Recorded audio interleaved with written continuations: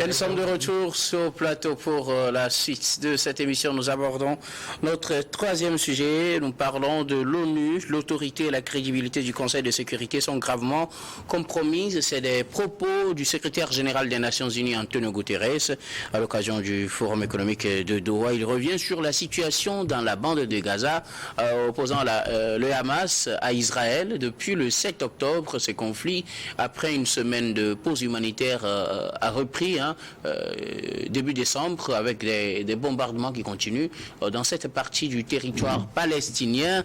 Le Conseil de sécurité se voit fragilisé et donc perd son autorité et sa crédibilité selon le secrétaire général des Nations Unies. Il en veut pour preuve le non-respect des dernières résolutions permettant la création d'un couloir humanitaire, une intervention humanitaire à Gaza pour venir en aide aux civils. Il faut dire que la semaine dernière également, les États-Unis ont encore bloqué une résolution demandant une trêve immédiate pour des raisons humanitaires. Situation toujours compliquée au niveau du Conseil de sécurité par rapport à sa position dans cette guerre qui oppose le Hamas à Israël. Ça fait déjà, pour le bilan, on parle de quelques 18 000 Palestiniens tués, plus de 1200 Israéliens, les chiffres qui pourraient évoluer, avoir la situation. Finalement, le Conseil de sécurité est là, mais les gens font ce qu'ils veulent sur le terrain et cela inquiète le secrétaire général, Fioclou. Oui, le secrétaire général des Nations Unies, M. Antonio Guterres, a fait cette déclaration suite au vote au Conseil de sécurité des 15 membres. Sur les 15 membres, 3 ont voté pour. La Grande-Bretagne s'est abstenue et les États-Unis ont opposé leur veto, qui leur confère de 3. Et l'Israël est le pays protégé des États-Unis. Au cours de la trêve passée, ça a permis au mouvement terroriste du Hamas à se réorganiser. C'est pourquoi, d'après les renseignements, les Israéliens ont dit que non, il y aura plus cette trêve, qu'ils vont continuer et aller jusqu'au bout. Et c'est là où le secrétaire général a parlé de l'autorité et de la crédibilité qui sera compromise.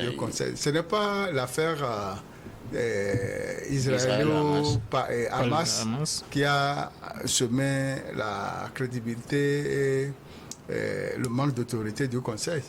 Depuis 1989, suite à la chute du mur de Berlin et la dislocation de l'Union des républiques socialistes soviétiques en 1990, le Conseil de sécurité n'a plus sa base, ses fondements.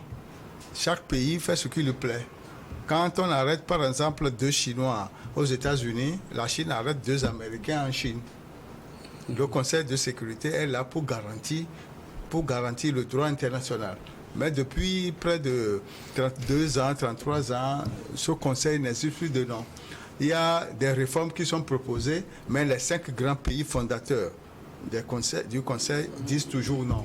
Pas des pays disposant du droit de veto. Les représentants des pays africains, il faut les représentants de telle zone, mais non. Les 5 plus les 10 autres qui font le tour par an ou bien tous les 6 mois, qui sont là, et que les grands disent non, il ne faut pas cette réforme. Et aujourd'hui, il y a, avec ce problème de compromission de l'autorité de crédibilité, il faut que ce conseil soit réformé. Il faut que tous les pays de l'ONU se regroupent là-bas à New York pour procéder aux amendements des textes pour réformer le Conseil de sécurité afin qu'il reflète exactement la géopolitique et que tous les continents soient mieux représentés. Donc vous partagez la position d'Antonio Guterres selon laquelle l'autorité du Conseil de sécurité aujourd'hui est compromise. Oui, l'autorité du Conseil est compromise depuis et c'est pourquoi je dis que ce n'est pas cette histoire en 2023. Ce n'est pas en 2023 que c'était compromis. Pour vous, c'était déjà compromis en 90? Depuis en 90, du moment où les États-Unis ont tout fait pour diminuer l'autorité des Russes. Et c'est Poutine qui, ces dernières années, a constaté que c'était une manœuvre pour faire tomber la Russie, mais il a tenu bon et a voulu redresser là-bas et la Russie et la Chine, grâce à leur alliance, ont voulu former une bloc de résistance contre l'Occident. Puisque tout à de cause, c'est l'Occident le diable. On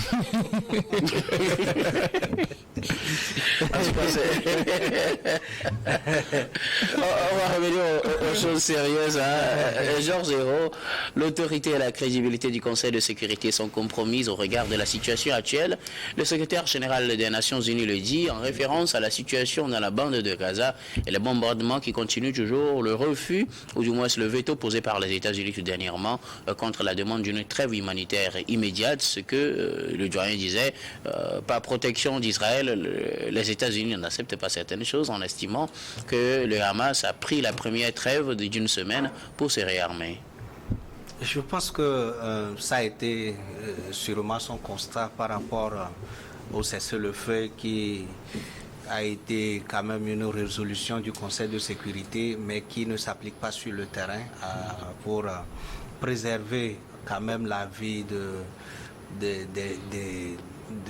des civils selon lui, et puis pour permettre à ce que les couloirs humanitaires soient exploités pour sauvegarder un certain nombre de choses, avec l'idée que les hôpitaux au niveau de la Palestine s'effondrent à cause du nombre important de blessés qui arrivent au jour le jour.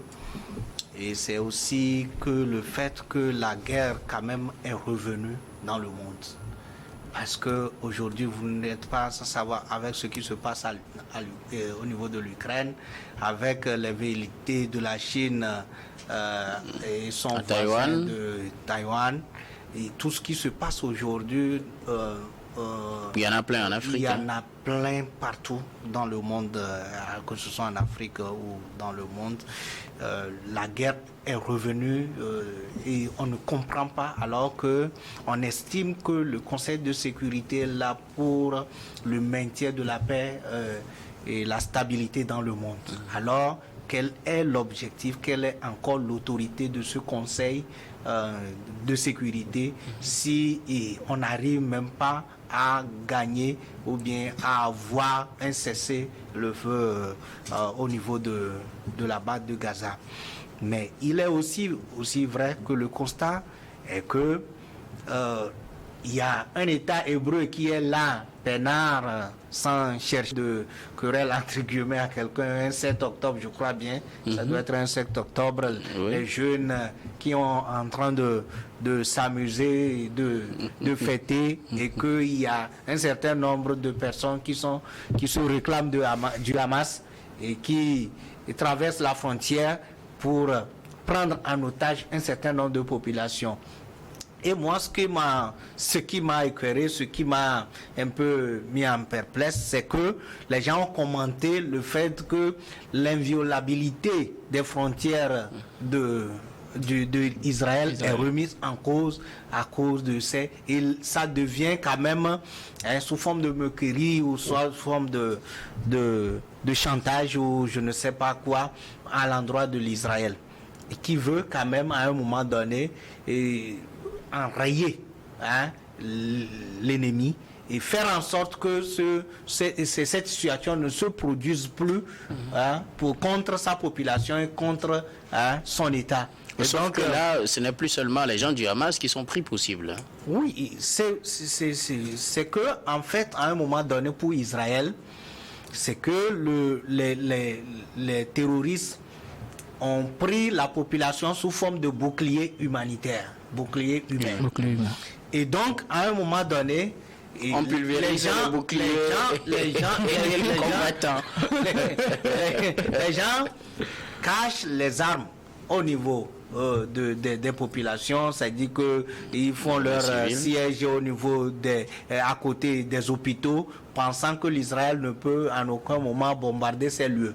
Et donc le renseignement, selon l'Israël, le renseignement est tel qu'ils arrivent à détecter que ce soit ce qu'ils appellent par comment l'appelle, les tunnels qui traversent qui sont sous les hôpitaux, ou que ce soit les camps des terroristes qui sont à proximité des constructions ou des habitations civiles. Donc aujourd'hui, il est aussi vrai que le constat du secrétaire général des Nations Unies est clair et vrai, mais sauf qu'il y a beaucoup de choses que nous devons prendre en compte. Quand les gens parlent du veto des États-Unis, ou soit qu'ils prétendent que les États-Unis sont en train de protéger l'Israël, je dis oui. Mais quand les gens pensent que cette protection ne doit pas l'être, c'est là où il y a problème. Parce que un État comme l'Israël qui est né, un petit État, quand même, nous avons, c'est pas seulement l'Israël que on doit protéger, c'est pas seulement les États-Unis qui doivent protéger Israël, mais c'est le monde entier pour la paix dans le Moyen-Orient doit protéger l'Israël, parce que ça devient l'ennemi à abattre pour tout le monde. C'est-à-dire qu'il y a un moment donné, on doit l'enrayer, il est l'étranger qui est venu. Alors que ça ne doit pas être ainsi. Donc, revenant maintenant sur le Conseil de sécurité, je dis tout simplement que c'est parce qu'il y a beaucoup de situations qui se sont produites, qui rendent difficile même aujourd'hui l'autorité, ou bien qui rend un peu l'autorité du Conseil des Nations Unies, le Conseil de sécurité des Nations Unies, un peu, je ne sais pas, très fragile, parce que ne pouvant plus régler un certain nombre de choses, ne pouvant plus contrôler un certain nombre d'intérêts des puissances qui sont en jeu, parce que à chaque moment, quand il y a guerre, il y a toujours l'intérêt des puissances qui sont en jeu. Mais ne pouvant plus contrôler les intérêts de ces puissances-là, il est clair aujourd'hui que ni à l'Ukraine ou au niveau de la bande de Gaza, le Conseil de sécurité ne peut plus faire grand-chose. Et pourtant, les résolutions, ils ont quand même pu finalement adopter les résolutions ne sont qui ont du mal à être appliquées. Des résolutions qui n'engagent que les gens, le Conseil de sécurité. Parce que s'il doit y avoir de résolutions pour résoudre la crise au niveau de la bande de Gaza, il devait avoir une résolution pour résoudre la crise au niveau de l'Ukraine et la Russie. Il devait avoir de résolutions pour résoudre la crise au niveau des autres États, là où il y a la guerre. Et donc, ça ne doit pas être seulement une seule résolution, peut-être raison pour laquelle elle a eu du mal à passer. Selon vous, Gabin Adjao, l'autorité et la crédibilité du Conseil de sécurité de l'ONU sont aujourd'hui compromises. C'est une déclaration du secrétaire général Antonio Guterres. C'est vrai, sauf que ce n'est pas aujourd'hui. Depuis un certain moment, l'autorité et même la crédibilité de l'ONU a été compromise. Et je pense que l'ONU s'était détournée pratiquement de son objectif de maintien de la paix dans le monde depuis un certain temps, en prenant position pour certaines personnes. Parce que dans certaines crises, il y a quand même des gens qui disent même que l'ONU est une partie prenante de cette crise-là. Donc aujourd'hui, si Guterres, quand même, on peut le lui reconnaître parce que il a reconnu quand même que l'autorité et la crédibilité du Conseil de sécurité est compromise. Et c'est compromise. Parce que quand vous prenez la crise israélo-palestinienne, depuis le début, Biden avait fait une déclaration et a martelé que les États-Unis soutiendront l'Israël. Peu importe les moyens, ils vont les soutenir. Donc Israël aujourd'hui, Georges vient de dire quelque chose de très important tout à l'heure, Israël aujourd'hui est dans la posture de défense. C'est eux qui ont été attaqués.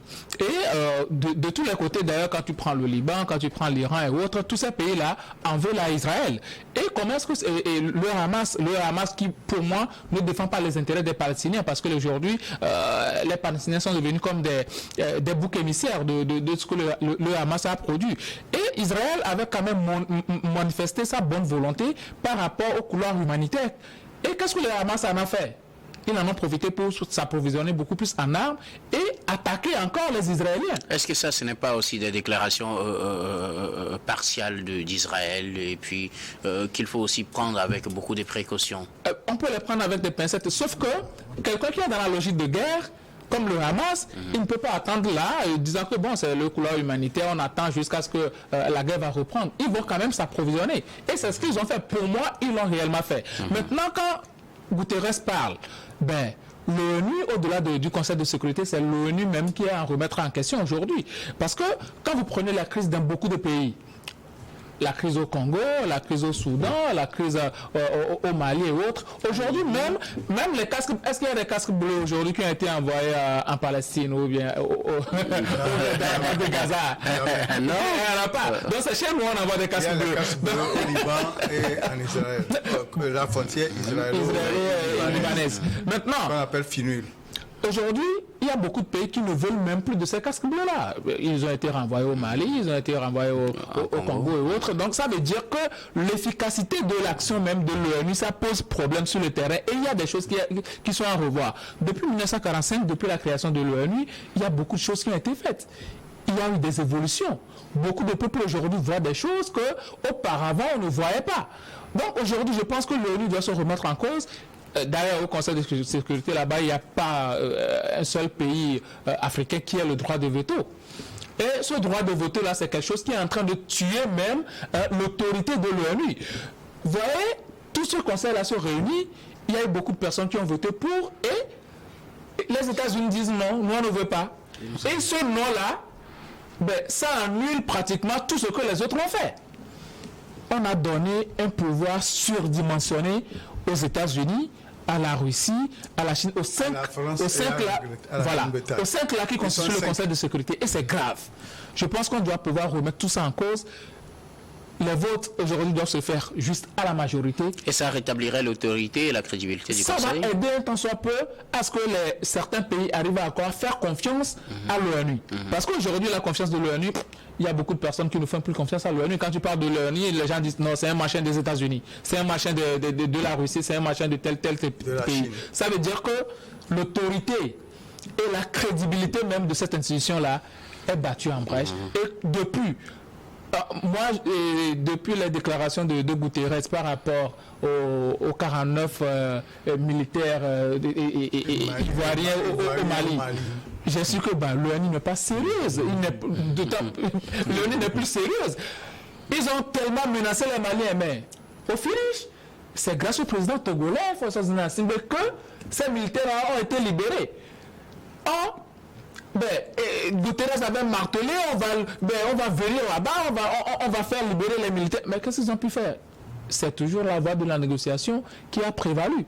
Donc, il a bien dit, on le lui reconnaît, il a fait amende honorable, mais quand même, il va falloir que l'ONU se revoie. Et il me semble qu'il y avait des propositions qui avaient été déjà faites. Je pense qu'il faut étudier ces propositions-là et revoir la constitution et la structure même de l'ONU et surtout ces histoires de droit de veto. Merci beaucoup, Chaplou. Oui, je voudrais ajouter que Israël a vu le jour en 1948 et les pays et les Arabes ont dit que c'est leur terre. Mais l'Iran, étant très loin d'Israël, parle toujours de la négation de l'existence de cet État. À cet effet, il a pu concevoir des groupuscules au Liban qu'on appelle Hezbollah, à Gaza, le djihad islamique et le Hamas, qui sont surarmés et surfinancés pour qu'en cas de Kessia, ils puissent toucher Israël afin que Israël n'ait pas la paix. Merci. L'agression du 7 octobre sur le territoire israélien, les partisans du Hamas n'ont pas demandé l'avis du Conseil de sécurité avant d'aller sur le territoire israélien commettre leur forfait. Aujourd'hui, s'il y a problème et que le secrétaire général dit que l'autorité et la crédibilité du Conseil de sécurité sont gravement compromises, c'est que cette histoire de Palestine et d'Israël a été traitée sur plusieurs années. Les résolutions ont été votées. Elles ne sont jamais appliquées. Mais entre 1993 et 1995, à Oslo, ils ont signé un accord qui donne la reconnaissance de l'existence de l'État d'Israël. Et le Premier ministre Shamir qui a signé cet accord a été tué quelques mois plus tard. Parce que les extrémistes n'ont pas voulu que les Palestiniens aient un État. Et c'est une suite logique de ce qui est arrivé le 7 octobre dernier. Merci beaucoup à vous. Nous allons marquer une nouvelle pause, puis on revient pour la dernière partie de cette émission, dernière partie que nous allons consacrer un peu au Togo et aussi sur la situation au Niger.